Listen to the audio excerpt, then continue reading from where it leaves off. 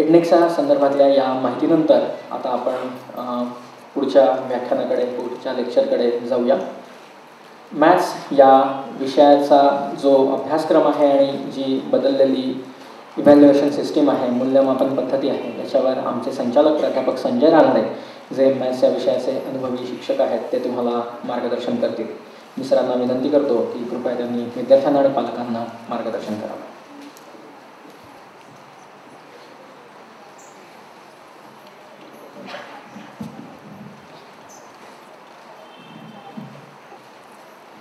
नमस्कार.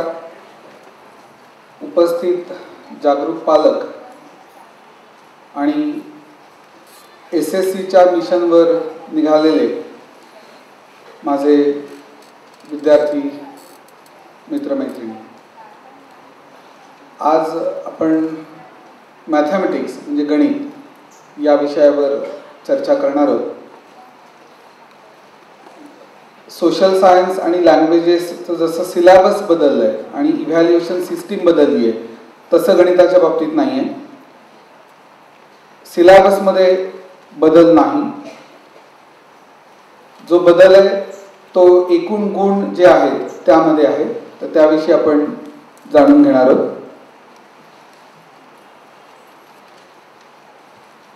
प्रेझेंटेशन हे मराठीत मुद्दाम केलं आहे, कारण दरवर्षी दर सेमिनारला असा अनुभव येतो की मराठी मीडियमच्या मुलांना असं वाटतं की अरे आम्हाला सेमिनारचा उपयोगच झाला नाही. तर इंग्रजी शब्द मी सांगणार आहे. बीजगणित आणि भूमिती इयत्ता 10वी मूल्यमापन योजना मार्च 2014 व त्यापुढील परीक्षांसाठी. अल्जिब्रा आणि जॉमेट्रीचे 2 वेगवेगळे पेपर्स असतील. ते दोन्ही पेपर्स वेगवेगळ्या दिवशी होणार आहेत. 40 मार्कांची ती परीक्षा असणार आहे आणि वेळ त्याला तब्बल 2 तास असणार आहे. अंतर्गत मूल्यमापन त्यासाठी 20 गुण आहेत, म्हणजे असं एकूण 100 गुणांची परीक्षा असणार आहे. आता इंटरनल असेसमेंटचे जे 20 मार्क्स आहेत, 20 मार्क्स आहेत, तर त्याचं डिस्ट्रीब्युशन बघा. होमवर्कसाठी 10 मार्क्स, अल्जिब्रा आणि जॉमेट्री 10 मार्क्सचे 5-5 होमवर्क दिले जातील आणि त्या 100 गुणांपैकी मिळालेल्या गुणांचे रूपांतर 10 गुणांमध्ये केलं जाईल. बहुपर्यायी प्रश्नांची चाचणी. बहुपर्यायी प्रश्न म्हणजे मल्टिपल चॉईस क्वेश्चन्स, तर त्यासाठी 10 गुण आहेत. सेकंड सेमिस्टरला शेवटी अल्जिब्रा आणि जॉमेट्री या दोन्हीवर 40 गुणांची वर्गांतर्गत चाचणी घेतली जाईल आणि त्यात मिळालेल्या गुणांचं रूपांतर 10 गुणांत करतील. म्हणजे थोडक्यात MCQ टेस्ट ही बोर्डाकडनं घेतली जाणार नाही. ही शाळेतले शिक्षक पेपर काढतील आणि ती शाळेतच कंडक्ट केल्या जाईल. म्हणजे असे एकंदर किती 20 हे इंटरनल असेसमेंटचे मार्क्स आहेत. नेक्स्ट, आता तुम्ही 9वीत आहात त्यामुळे यावर खरं फार भर द्यायचं काही कारण नाही. पुढच्या वर्षी आपले सेमिनार्स यावर होणारच आहेत. प्रश्न प्रकारानुसार गुणविभागणी आणि उद्दिष्टानुसार गुणविभागणी. अतिलघुत्तरी 6 गुण आहेत, त्याला लघुत्तरी 27 गुण आहेत आणि दीर्घोत्तरी त्याला 27 गुण आहेत. आता उद्दिष्टानुसार गुणविभागणी बघा. ज्ञान म्हणजे नॉलेज बेस्ड 15% क्वेश्चन्स त्यावर असतील. आकलन म्हणजे कॉम्प्रिहेन्सिव्ह त्याला 15%. उपयोजन म्हणजे ऍप्लिकेशन त्याला 60% वेटेज दिलंय आणि कौशल्य म्हणजे स्किल बेस्ड जे क्वेश्चन्स आहेत त्याचं प्रमाण 10% आहे, जे एकंदर 100%. नेक्स्ट, आता हा पार्ट महत्वाचा आहे. पुढच्या वर्षीचं सिलॅबस काय आहे याची तुम्हाला उत्सुकता असेल तर ते सांगतो. पहिला टॉपिक आहे arithmetic progression and geometric progression, मराठीत अंकगणितीय श्रेणी व भूमितीय श्रेणी विथ ऑप्शन. याला 12 मार्क्स आहेत.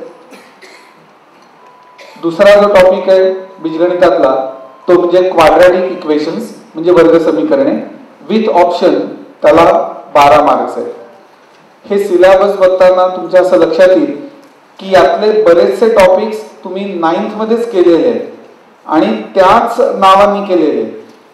स्पेशली जॉमेट्रीमध्ये बघा, सर्कल 9th मध्ये 10th मध्ये पण असणार आहे, सिमिलॅरिटी, जॉमेट्री कन्स्ट्रक्शन्स, ट्रिगोनॉमेट्री, मेन्सुरेशन, हे सगळे टॉपिक्स तुम्ही 9th मध्ये केलेले आहेत. काही लोकांचा एखाद दुसरा राहिला असेल पण ते होतील. आणि 10th मध्ये पण तुम्ही तेच टॉपिक्स करणार आहात. किंबहुना सर्कल टॉपिकचं वैशिष्ट्य सांगतो, सर्कल टॉपिक त्याच नावाने तुम्ही जर 11वीत मॅथमॅटिक्स घेतलं तर 11वीत पण तुम्हाला शिकायचं आहे आणि 12वीत पण सर्कल टॉपिक आहे. फक्त पुढे पुढे सरकत जातं सिलेबस. म्हणजे तुम्ही जे 9वीत शिकणार आहात किंवा शिकला आहात तो बेस 10वी शिकणार आहात त्यासाठी असणार आहे. 9वी 10वीचा बेस हा 11वी साठी लागणार आहे आणि 11वीतला जो पार्ट आहे त्याच्या पुढचा पार्ट तुम्ही 12वी शिकणार आहात. त्यामुळे असं समजायचं कारण नाही की झालं आता 9th मध्ये सर्कल झालं, आता सर्कल आपल्याला नाही आलं तरी चालणार आहे, तर असं अजिबात नाही. तिसरा टॉपिक तोही कंपॅरेटिव्हली सोपा आहे, लिनियर इक्वेशन्स इन 2 व्हेरिएबल्स, 2 चलातील रेषीय समीकरणे, 12 मार्काचं वेटेज आहे. चौथा टॉपिक आहे प्रोबॅबिलिटी, संभाव्यता, विथ ऑप्शन 10 मार्क्स. 5वा आणि 6वा काही ठिकाणी त्यांनी म्हटलंय 5च टॉपिक्स आहेत अल्जिब्रात, काही ठिकाणी त्यांचं म्हणणं 6 आहेत. 5 आहेत म्हटलं तर 2 क्लब करून त्यांनी दिलेलं आहे स्टॅटिस्टिक्स, पण इथे मात्र त्यांनी देताना दिलंय स्टॅटिस्टिक्स पार्ट 1 की ज्यात मीन, मीडियन, मोड म्हणजे मध्यक आणि बहुलक यांचा तुम्ही अभ्यास करणार आहात. आणि सांख्यिकी 2 म्हणजे स्टॅटिस्टिक्स 2 की ज्याला with option total weightage is 8 marks. या तुम्ही ज्या वेगवेगळ्या कर्व्स असतात किंवा वेगवेगळे ग्राफ्स असतात त्यांचा अभ्यास करणार आहात आणि ग्राफचा उपयोग करून मीडियन व्हॅल्यू कशी फाइंड आउट करायची, मॉडेल व्हॅल्यू कशी फाइंड आउट करायची हे तुम्हाला शिकायचं आहे. असं एकंदर वेटेज 60 मार्क्स म्हणजे विथ ऑप्शन. पेपर 40 मार्कांचाच आहे. आता जॉमेट्रीचं पहिला टॉपिक आहे सिमिलॅरिटी, वेटेज आहे विथ ऑप्शन 12 मार्क्स. दुसरा टॉपिक आहे सर्कल म्हणजे वर्तुळ, विथ ऑप्शन वेटेज आहे 10 मार्क्स. आता हे दोन्ही टॉपिक्स विद्यार्थ्यांना जड जातात आणि म्हणून त्याची तुम्ही सुरुवातीपासूनच काळजी घ्या. आता हे 2 टॉपिक्स जड का जातात, कारण या 2 टॉपिक्स मध्ये खूप थिअरम्स आणि ऑलमोस्ट प्रत्येक थिअरमचा कॉन्व्हर्स तुम्हाला अभ्यासायचा आहे. आता थिअरम कसा तयार करायचा असे अनेक लोक प्रश्न विचारतात, तर त्याचं साधं सोपं उत्तर असेल की आधी तुम्ही तो स्वतः वाचा. हे तर खरं प्रत्येक विषयासाठी लागू आहे. शाळेत किंवा क्लासमध्ये जर तुमचा एखादा टॉपिक होणार असेल तर तो इन ॲडव्हान्स तुम्हाला कळू शकतो की सर आपले किंवा मॅडम हा टॉपिक घेणार आहे, तर तो तुम्ही घरी आधी वाचला पाहिजे तो टॉपिक. आता पुस्तक अवेलेबल आहे, एडनेक्सा सारख्या वेबसाईट्स अवेलेबल आहेत की ज्यावर हे सगळे टॉपिक्स ऑलरेडी अपलोड केलेले असतील. तर तो टॉपिक वाचण्याचा एक फायदा असा होतो, एक फायदा तुम्हाला होतो, एक शिक्षकांना होतो. तुम्हाला असा फायदा होतो की अरे मला हा टॉपिक वाचून फारसं कळलेलं नाही, म्हणजे मग मी वर्गात लक्ष दिलं पाहिजे. आणि शिक्षकांचा फायदा हा की तुम्हाला हे कळलेलं आहे की तुम्हाला फारसं कळलं नाही, त्यामुळे तुम्ही वर्गात नीट लक्ष द्या. आणि तुम्ही तो एकदा वाचलेला आहे त्यामुळे शिक्षकाला तो सांगायला सोपा जाईल. आणि म्हणून हे पथ्य बरेचदा सोप्या गोष्टी ज्या असतात ना त्या आपण पाळत नाही. हे पथ्य जर तुम्ही पाळलं की जे अगदी सोपं आहे पाळायला, की कुठलाही विषय असू देत, हिस्ट्री असू देत, जर्मन एखादी लँग्वेज असू देत किंवा मॅथमॅटिक्स, सायन्स, आपण जाताना तो टॉपिक वाचून जायचा. विद्यार्थी मित्रांनो 10वी पर्यंत फार तर फार 12वी पर्यंतच स्पून फिडिंग होईल. पुढे सगळं तुमचं तुम्हाला करायचं आहे. कोणीही फारसं गाईड करायला अवेलेबल नाही. आणि जी आपल्याला 12वी पर्यंत वाईट सवय लागली असते की नाही मला कोणीतरी सांगेल तरच मी करीन, तर पुढे तसं शक्य नाही. तर ती सवय तुम्ही खरं आतापासून लावली पाहिजे की आधी मी करून बघेन, नाही आलं तर सर आहेतच सांगायला. तर सिमिलॅरिटी आणि सर्कल या 2 टॉपिक्सवर बरेचसे थिअरम्स आहेत. बेसिक प्रोपोर्शनॅलिटी थिअरम म्हणून एक आहे बीपीटी सिमिलॅरिटी टॉपिकमध्ये. सर्कलमध्ये टँजन्सी हा पार्ट महत्वाचा आहे. तसंच त्यात टचिंग सर्कल्स आणि बाकी बऱ्याच गोष्टी दिलेल्या आहेत. त्यामुळे हे 2 टॉपिक्स थोडे समजायला कठीण आहे. भौमितिक रचना म्हणजे जॉमेट्री कन्स्ट्रक्शन्स 10 मार्काचं वेटेज आहे. हाही टॉपिक कंपॅरेटिव्हली सोपा आहे पण इथे तुम्हाला खूप प्रॅक्टिस करायला लागेल. पुढचा टॉपिक आहे ट्रिगोनॉमेट्री. आता मला सांगा, तुमचं 9th मध्ये झालंय ना बेसिक ट्रिगोनॉमेट्री. होतं काय, 10वीत शिक्षक काय अज्युम करतात, आणि ते चुकीचंही नाही आहे, की तुम्ही 9th मध्ये ट्रिगोनॉमेट्री केलेलं आहे, म्हणजे तुम्हाला साईन, कोसाईन, टँजंट हे सगळं माहिती आहे. हे तुम्हाला माहिती आहे असं गृहीत धरून पुढचा पाठ ते शिकवतात, आणि आपल्याला जर आधीच येत नसेल तर पुढचं समजायला जड जाईल. आणि म्हणून आत्ता कार्यक्रम घ्यायचं प्रयोजन हेच आहे की उद्यापासनं 10वीचा अभ्यास करायला सुरुवात करायची नाही. हे जे काय 1-1.5 महिना उरलाय, या 9वीचेच टॉपिक्स म्हणजे पहिल्या 17 झालेले पण तुम्ही छान रिवाइज करायचे. परीक्षा संपली 9वीची की एक 8-10 दिवस खूप एन्जॉय करायचे, आणि मग मात्र 10वीच्या अभ्यासाला तुम्ही सुरुवात करायची. ट्रिगोनॉमेट्री नंतर निर्देशक भूमिती म्हणजे coordinate geometry with option total weightage is 8 marks. हाही एक महत्त्वाचा टॉपिक आहे. आता एक कायम लक्षात ठेवा की सिलेबस जे तुमचं सेट केलंय, तुम्ही पुढे कुठलीही ब्रँच घ्या, यातला प्रत्येक टॉपिक तुम्हाला लागणार आहे. त्यामुळे काही लोकांचं असं असतं, इव्हन मी सायन्स घेणार आहे पण मी PCB वर कॉन्सन्ट्रेट करणार आहे, मग मला मॅथमॅटिक्सच्या टॉपिकची गरज काय. तर मित्रांनो, 10वीतला प्रत्येक टॉपिक, स्पेशली अल्जिब्रा आणि जॉमेट्रीतले हे काही टॉपिक्स तुम्हाला फिजिक्स केमिस्ट्रीत लागणार आहेत. मी तर म्हणेन फिजिक्सची भाषा ही इंग्लिश नाही आहे, फिजिक्सची भाषा ही मॅथमॅटिक्स आहे. त्यामुळे 10वीपर्यंतचं तर मॅथमॅटिक्स आलंच पाहिजे. मला आठवतं फिजिक्सच्या एका प्रॅक्टिकलला 3,4 हा पॉइंट प्लॉट करायला सांगितला. एका विद्यार्थ्यांनी एक्स ॲक्सिसवर 3 सेंटीमीटर डिस्टन्सवर एक पॉइंट मार्क केला, वाय ॲक्सिसवर 4 सेंटीमीटरवर एक पॉइंट मार्क केला, आणि त्या 2 पॉइंट्समधनं लाईन ड्रॉ केली. टीचर विचारतात, तरी तू लाईन कशी काय ड्रॉ केली. तो म्हणलं, का इकडे 3 इकडे 4. आता 11वीतला विद्यार्थी, त्याला जर 3-4 हा पॉइंट प्लॉट करता येत नसेल तर त्याला काहीही जमणार नाही. त्यामुळे पुढे तुम्ही कुठलीही लाईन निवडा, सायन्स, कॉमर्स, आर्ट्स, पण 10वीपर्यंतचा सगळा पाठ सिलेबसचा तुम्हाला कुठे ना कुठे त्याचा उपयोग करायला लागणार आहे. शेवटचा टॉपिक जॉमेट्रीतला तो म्हणजे मेन्सुरेशन. त्याला मराठीत महत्त्वमापन म्हणतात. आता गंमत बघा, असं क्युरियस खरं विद्यार्थ्यांनी असलं पाहिजे. बरेचदा विद्यार्थी खूप क्युरियस असतात, पण आम्ही शिक्षक आणि त्याला कारणीभूत आजकालची शिक्षण पद्धती, आम्ही इतकं स्पून फिडिंग करतो की विद्यार्थ्यांची विचारशक्तीच ते घालवून बसतात. तर माझ्या मनात हा प्रश्न, माझा मराठी मीडियम असल्यामुळे मलाही महत्त्वमापन शब्द होता. मी 8वीत किंवा 9वीत टीचरला विचारलं की सर, मेन्सुरेशन ठीक आहे, पण महत्त्वमापन का म्हणतात, म्हणजे या शब्दाचं महत्त्व काय. तर मला उत्तर मिळालं होतं, शहाणपणा नको करूस, जे आहे ते शिकायचं. असं उत्तर देतात तेव्हा टीचरला माहिती नाही असं समजायला हरकत नाही, अदरवाईज टीचर एवढे चिडत नाही. पण तुम्हाला आश्चर्य वाटेल, हा प्रश्न मी मिनिमम 100 लोकांना विचारला. बोर्डात पेपर सेट करणारे, पुस्तक लिहिणारे खूप लोक, पण कोणीही या शब्दाची ओरिजिन काय आहे याविषयी मला सांगितलं नाही. तर तुमच्यापैकी कोणाला माहिती असेल तर त्यांनी सांगावं. तर त्याला म्हणायचं महत्त्वमापन, 10 मार्काचं वेटेज आहे. यात तुम्ही काय शिकणार आहात, तर यात एरिया आणि व्हॉल्यूम हे 2 महत्त्वाचे पार्ट तुम्ही शिकणार आहात. आता बघा, पुढे तुम्ही 10वी नंतर शिक्षण बंद करू नये कोणी, पण मला बिझनेस करायचा आहे किंवा काय इतर गोष्टी, आणि जर तुम्हाला व्हॉल्यूमचा फॉर्म्युला माहिती नसेल तर तुमचं अडणार आहे. मी का सांगतोय की 10वीपर्यंतचा सिलेबस खूप महत्त्वाचा आहे, प्रत्येक टॉपिक महत्त्वाचा आहे, तो तुम्हाला नीट आला पाहिजे. आता सर्कल तुमचं झालेलं आहे, 9वी झालं, 10वीत पण सर्कल वेगळा टॉपिक आहे.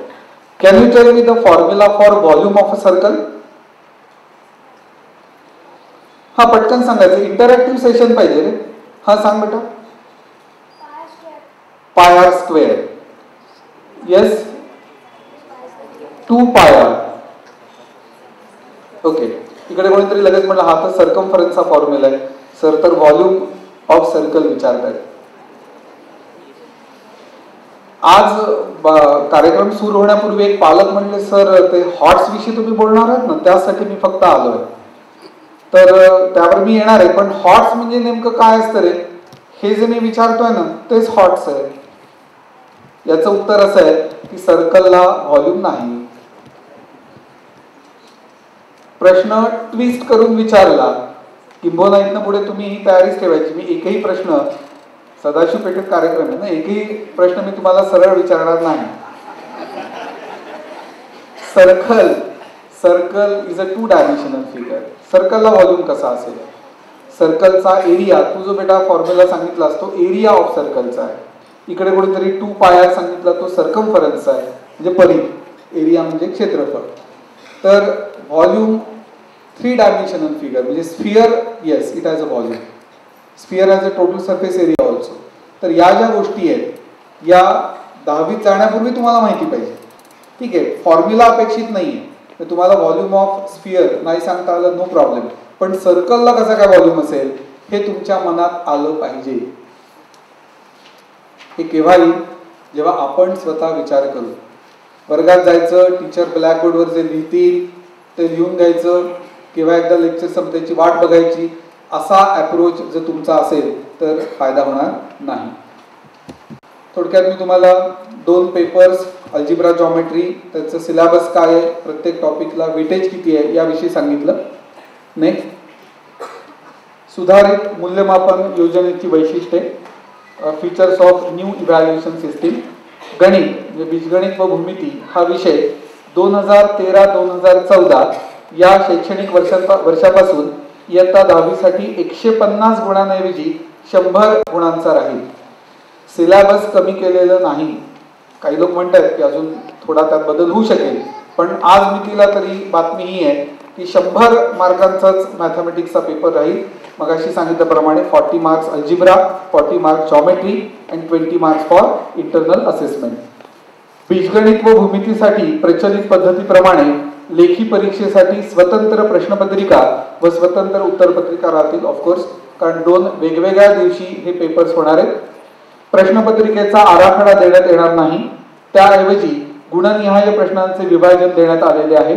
प्रश्नांचा क्रम ठरविण्याचे स्वातंत्र्य प्राश्निकांना राहील. नशीब तेवढं तरी स्वातंत्र्य दिलं, नाहीतर सगळं इतकं आखीव रेखीव.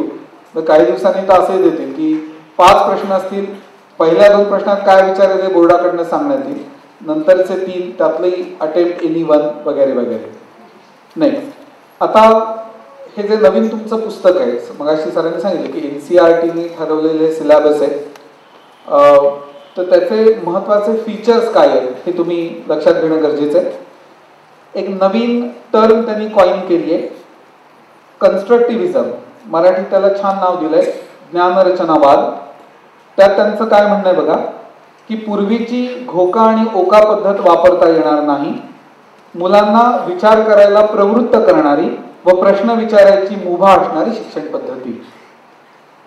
करा बरं विचार, आहे का हो असं आता? तर अजिबात नाही. शिक्षक जेव्हा वर्गात येतात तेव्हा त्यांचं पहिलं वाक्य असतं गप्प बसा. आणि कन्स्ट्रक्टिव्हिझम सांगतं की मुलांना विचार करायला प्रवृत्त करणारी व प्रश्न विचारायची मुभा असणारी शिक्षण पद्धती. अर्थात शिक्षक जेव्हा गप्प बसा म्हणतात तेव्हा गडबड करू नका असं त्यांना म्हणायचं असतं. पण विद्यार्थ्यांनी पण शिक्षकांना प्रश्न विचारले पाहिजे. आणि प्रश्न केव्हा विचारले जातील?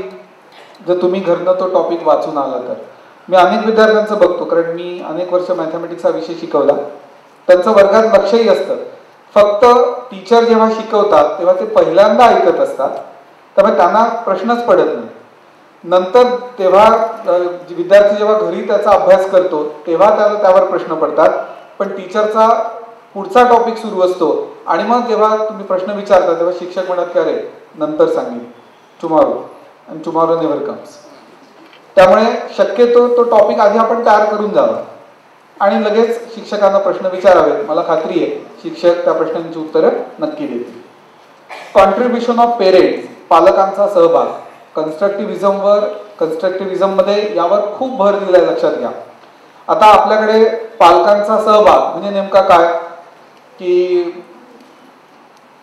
हव्या त्या शाळेत ऍडमिशन मिळवून देणं हे शक्य नसतं, पण हव्या त्या क्लासला ऍडमिशन मिळवून देणं. का? कारण जो जास्त फी देऊ शकेल तो जास्त चांगला क्लास लावू शकेल, हे आपल्याकडे आहे दुर्दैवाने. पण केवळ क्लासला ऍडमिशन मिळवून दिली म्हणजे इथे पालकांचं कॉन्ट्रीब्युशन संपलं असं अजिबात नाही. इथे आम्ही एक वाक्य लिहिलंय, मी तर म्हणतो आजच्या सेमिनार मधली काही महत्वाची वाक्य तुम्ही लिहून घेतली पाहिजेत. जसं देशमुख सरांनी सांगितलेलं वाक्य ते तुम्ही प्रत्येकाने नोट केलं पाहिजे. सर मगाशी म्हणाले होते की 10वीची परीक्षा ही बुद्धिमत्तेची परीक्षा नसून कष्टाची परीक्षा आहे. छान वाक्य आहे. 10वीची परीक्षा ही बुद्धिमत्तेची परीक्षा नसून कष्टाची परीक्षा आहे. आणि सरांचं दुसरं वाक्य होतं 10वीची परीक्षा ही पाठ्यपुस्तकाची परीक्षा आहे. खूप छान वाक्य आहे. 10वीची परीक्षा ही पाठ्यपुस्तकाची परीक्षा आहे. अनेक लोक पाठ्यपुस्तकाची तयारी न करता मग मी वेगळ्या पब्लिकेशनचं पुस्तक वापरू का, मग मी ह्या नोट्स वापरू का, हे करू का, ते करू का. तर तुला वेळ आहे बेटा, असंच रडायला 10वीचं सिलेबस आहे. तर असं काही करायची गरज नाही. कुठे होतो आपण? हा, पाठ्यपुस्तक जर चांगलं तयार केलं तर सफिशियंट आहे. तर पालकांचं कॉन्ट्रीब्युशन अजून एका गोष्टींसाठी हवंय. सायन्समध्ये सरांनी त्याचा उल्लेख कदाचित केला असेल, ऍक्टिव्हिटीज खूप तुम्हाला परफॉर्म करायचे विद्यार्थ्यांना. आणि इथनं पुढे म्हणजे शाळेतल्या शिक्षकांचा आदर राखून मी असं सांगू इच्छितो की सगळं शाळाच करेल. आपलं कसं असतं ना, मी शाळेत टाकलंय ना मुलाला किंवा क्लासला लावलाय मग ती त्यांची जबाबदारी, तर असं नाही. या ज्या ऍक्टिव्हिटीज आहेत यावर्षी तर साधारणपणे 110 ते 112 ऍक्टिव्हिटीज होत्या. सगळ्या कशा शाळेत होती आणि त्यातल्या बऱ्याचशा ऍक्टिव्हिटीज स्वयंपाकघरातल्या आहेत. तिथल्या शाळेतले शिक्षक किंवा शिक्षिका कशी तुम्हाला मदत करणार. त्यामुळे या ऍक्टिव्हिटीजमध्ये पालकांनी पण इंटरेस्ट घेतला पाहिजे. मुलांनी पालकांना समजून सांगितल्या पाहिजेत कुठल्या ऍक्टिव्हिटीज, कारण या ऍक्टिव्हिटीजवर बेस्ड मल्टिपल चॉईस क्वेश्चन्स हे परीक्षेत विचारल्या जाणार आहेत. त्यामुळे ऍक्टिव्हिटीजमध्ये पालकांचं पार्टिसिपेशन हे अतिशय आवश्यक आहे. नेक्स्ट, आता higher order thinking skills, HOTS questions. आता हॉट्स हा शब्द वापरल्यामुळे अनेकांना असं वाटतं की हे नवीन काहीतरी आहे, आमच्याच याच जनरेशनला हे फेस करायला लागतंय वगैरे वगैरे. असं अजिबात नाही. माझं तर असं म्हणणं आहे की 4 वर्षापूर्वी डी ग्रुप होता परीक्षेत आणि त्यांचं म्हणणं होतं पुस्तकाबाहेरची गणितं येतील. तेव्हाचा पेपर हा जास्त अवघड होता, आताचा पेपर हा कंपॅरेटिव्हली सोपा आहे. आणि मगाशी देशमुख सरांनी सांगितलं म्हणजे इथनं जाताना प्रत्येक विद्यार्थी अगदी आनंदात जाईल. मला खात्री आहे की मी ठरवलं तरी फेल होणं अवघड आहे परीक्षेत, इतकं सोपं करून ठेवलं आहे. डी ग्रुप म्हणजेच आताचा HOTS, higher order thinking skills question. मराठीत त्याला म्हटलंय उच्चस्तरीय विचार कौशल्य निर्माण करणारी प्रश्नपेढी. तर यात नेमकं काय अपेक्षित आहे बघा.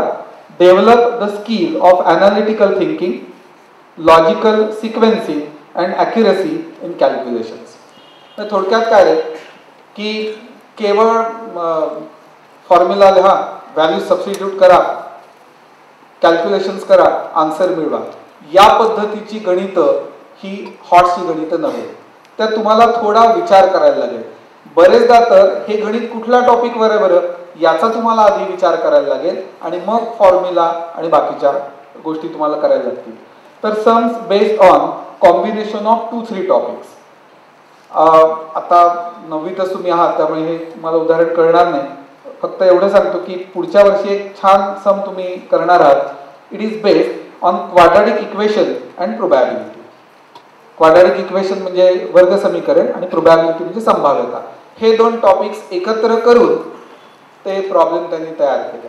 याला म्हणायचं हॉट्स, हायर ऑर्डर थिंकिंग स्किल्सचं सम. नेक्स्ट, आता माझ्या मते आत्तापर्यंत मी जे बोललो ते तुम्ही काहीही लक्षात ठेवलं नाही तरी चालणार आहे, कारण खूप वेळ आहे अजून तुम्ही 10वी त्याला. हे मात्र प्रत्येकाने, मला माहिती आहे एवढं सांगूनही बाहेर पडल्यावर आपण याकडे पूर्णपणे दुर्लक्ष करणार आहोत, पण पालकांनी ही काळजी घ्यायची आहे. आजच्या सेशन मधला सगळ्यात महत्वाचा पार्ट हा आहे. काय केलं पाहिजे? टेबल्स अप टू 30 पाढे पाठ केले पाहिजे. पण मला खात्री नाही होणार. पहिले पाढे 55. जेव्हा तुम्ही 10वीत जाल तेव्हा काहीच तयार नाही असं होईल. आणि पालक जरी ठीक आहे सगळे ग्रॅज्युएट नसतील, काही कॉमर्स ग्रॅज्युएट असतील, तरी तुम्ही एवढं करू शकता ना. मुलगा जिथे अभ्यास करतो तिथे हा चार्ट लावायचा. बरं, पाढेपाठ म्हणजे 5, 10, 15, 20 एवढे नाही. 17चा पाढा आला पाहिजे, 29चा आला पाहिजे, 26चा आला पाहिजे, 23चा आला पाहिजे. हे पाढे तुम्हाला आले पाहिजे. मित्रांनो एक लक्षात घ्या, नॅशनल लेवलवर तुम्हाला CET द्यायची आहे. खूप कमी वेळात किंबहुना 54 सेकंदांमध्ये तुम्हाला फिजिक्सचं सम सॉल्व करायचं आहे आणि आन्सर पण मार्क करायचं आहे. मग तिथे तुम्ही 17 6 7 वेळ संपलेली असेल. त्यामुळे पाढे पाठ करणं हे अतिशय गरजेचं आहे. Squares of numbers from 1 to 30 calculation fast करायचे आहेत. त्यासाठी तुम्हाला 1 ते 30, मी 1 ते 30 लिहिलं कारण माझं पण पुढचं पाठ नाही आहे. आपल्याला जे येतं तेवढंच अपेक्षा करावी शिक्षकांनी विद्यार्थ्यांकडनं. पण मी असे काही विद्यार्थी बघितले 50 पर्यंतच्या नंबरचे स्क्वेअर त्यांचे पाठ आहेत. साहजिकच कॅल्क्युलेशन त्यांची फास्ट होते. काही पालकांना आठवत असेल पावकी निमकी हे पण तुमचं करून घेतलं गेलं असेल. आमच्याकडनं ते करून घेतलं गेलं नाही, पण त्याचं काय नुकसान त्यामुळे झालं हे पुढे आमच्या लक्षात आलं. हे अतिशय गरजेचं आहे. पण ठीक आहे, तुम्ही निदान टेबल्स तरी पाठ करा. Cubes of numbers from 1 to 10 हे तुम्हाला आलं पाहिजे. Concept of ratio and percentage, गुणोत्तर आणि शतमान हे तर आलंच पाहिजे. प्रोबॅबिलिटी टॉपिक आहे, त्यात असं विचारलं होतं find the percentage of chance probability. विद्यार्थ्यांनी फॉर्म्युला यूज करून आन्सर काढलं 1/4. आता 1/4 हे जर फायनल आन्सर लिहिलं तर मार्क्स मिळणार नाही. का बरं? पर्सेंटेज विचारलं. काय झालं 1/4चं पर्सेंटेज मध्ये? एक लक्षात घ्या, उत्तर द्यायला लाजायचं नाही. मग अशी त्यांनी सांगितलं त्याचं उत्तर चुकलं, पण निदान त्यांनी प्रयत्न तरी केला. अजून एक पथ्य तुम्ही पाळायचं आहे की आपल्या ज्या शंका आहेत या न लाजता शिक्षकाला विचारल्या पाहिजे. ठीक आहे, वर्गात विचारायला लाज वाटत असेल, लेक्चर संपल्यावर विचारा. टीचर रागवले काही आपला अपमान वगैरे होत नसतो, एवढ्या पुरते रागवतात शिक्षक आणि आपल्या फायद्यासाठी असतं ते. हां सांग बेटा. Yes, very good. 1/4 25%. मग इथे आधी आपल्याला पर्सेंटची कन्सेप्ट क्लिअर पाहिजे. If denominator is 100 then numerator is said to express the percentage. मग 1/4 मी असे विद्वान बघितले, हो का 100 लागतं का डिनॉमिनेटरला? ठीक आहे, 4 पासून 100 1% नाही. मग तुम्हाला हे माहिती पाहिजे की इफ वी मल्टिप्लाय, इथे जुळ्याचं दुखणं आहे, फक्त डिनॉमिनेटरला देऊन नाही चालत, न्यूमरेटरला पण द्यायला लागेल. If you multiply denominator by a non zero number, you have to multiply numerator also by the same. 4 into which number is 100? 4 into 25 is 100. मग न्यूमरेटरला पण 25 ने मल्टिप्लाय करा. Is that clear? So 25% is the chance. अगदी बरोबर. आता हा विषय निघालाय म्हणून विचारतो, A/B किंवा A:B हा रेशिओ आहे. यातल्या A आणि B ला काय म्हणतात? काही लोक म्हणतील न्यूमरेटर आणि डिनॉमिनेटर, त्या व्यतिरिक्त काय नाव आहे? येस, पटकन सांगायचं. हा सांगा. व्हेरिएबल्स. नो, याला म्हणायचं antecedent. A is antecedent and B is consequent. ही नावं पण लक्षात ठेवा. माझा असा अनुभव आहे एक 18 वर्षाचा, ज्याचा पाया पक्का आहे ना, ज्याचा बेस चांगला आहे, तोच विद्यार्थी चांगलं परफॉर्म करतो. आणि ज्याला आपली मातृभाषा चांगली येते. या दोन गोष्टी, मातृभाषा चांगली आली पाहिजे आणि दुसरं तुमचा पाया पक्का पाहिजे, बेस चांगला पाहिजे. या गोष्टी तुम्हाला माहितीच पाहिजे. काही पालक अभिमानाने सांगतात की त्याला ना लँग्वेजेसमध्ये अजिबात इंटरेस्टच नाही. मी पण म्हटलं नको, ते नको, तुला अल्जिब्रा, जॉमेट्री, सायन्स आलं पाहिजे. येणारच नाही. ज्याला आपली मातृभाषा चांगली येत नाही त्याला कुठलाही विषय जमणार नाही. आणि आता हेही गरजेचं आहे, आपल्याला हिंदी आणि इंग्लिश पण आलं पाहिजे, कारण पुढे आपल्याला इंग्लिशमध्ये शिकायचं आहे. जेव्हा असं विचारतो की तू आज शाळेत जायला हवं होतंस, त्याचा अर्थ तू शाळेत गेला होतास की नव्हतास? तर मुलं म्हणतात हो गेलो होतो ना. अरे तू शाळेत जायला हवं होतंस, याचा अर्थ तू गेलेला नाहीस. बघा, या खूप छोट्या छोट्या गोष्टी आहेत, पण त्या खूप महत्वाच्या आहेत. जसं एक्स आणि वाय यांना कुठले कोऑर्डिनेट्स म्हणतात हे माहिती पाहिजे, हे लागणार आहे. एक्स कोऑर्डिनेटला वेगळं नाव आहे, वाय कोऑर्डिनेटला वेगळं नाव आहे.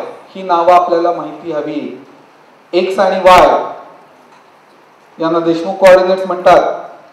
नाही. शिंदे कोऑर्डिनेट्स म्हणतात? नाही. मग काय म्हणतात यांना कार्टेशियन कोऑर्डिनेट्स म्हणतात.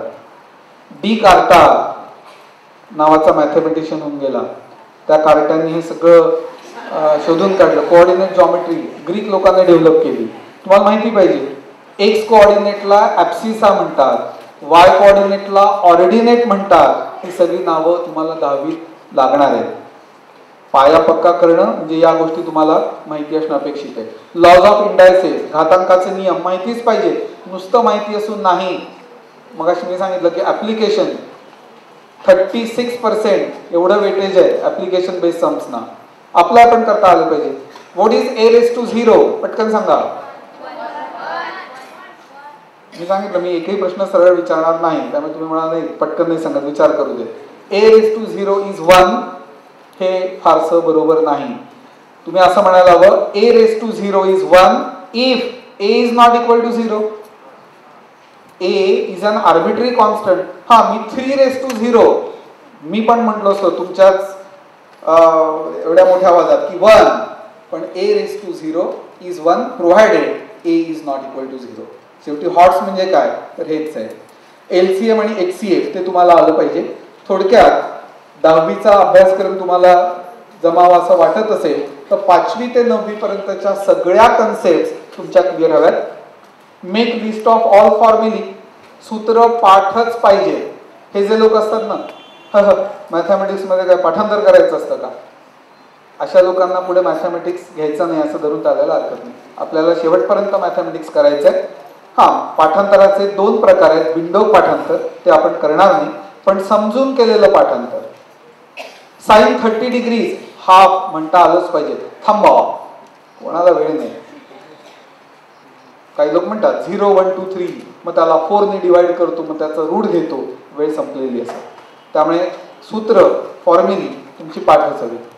आता पुढच्या वर्षी हॉट्सची सम्स टेक्स्टमध्ये असतील. वेगळं काही करायची गरज नाही. सरांनी सांगितलं की पेपर अतिशय सोपा असतो, त्यामुळे पुस्तकातली हॉट्सची सम्स ही तुम्ही चांगली तयार करा. पण त्यासाठी पद्धत कुठली वापरायची, try to solve HOT sums on your own. आधी स्वतः करून बघा आणि जर नाही आलं तर मग शिक्षक किंवा एडनेक्सा सारख्या ज्या वेबसाईट्स आहेत त्याचा तुम्हाला उपयोग करून घेता येईल. नेक्स्ट आता काही इन्स्ट्रक्शन्स आहेत, त्या जनरल इन्स्ट्रक्शन्स त्या देतो आणि मग थांबतो. Marks are given for steps. पायऱ्यांना गुण आहेत. अनेकांना सम बघितल्यावर असं वाटतं की अरे काय मला जमणार नाही, मी देतो सोडून. तर तसं करू नका.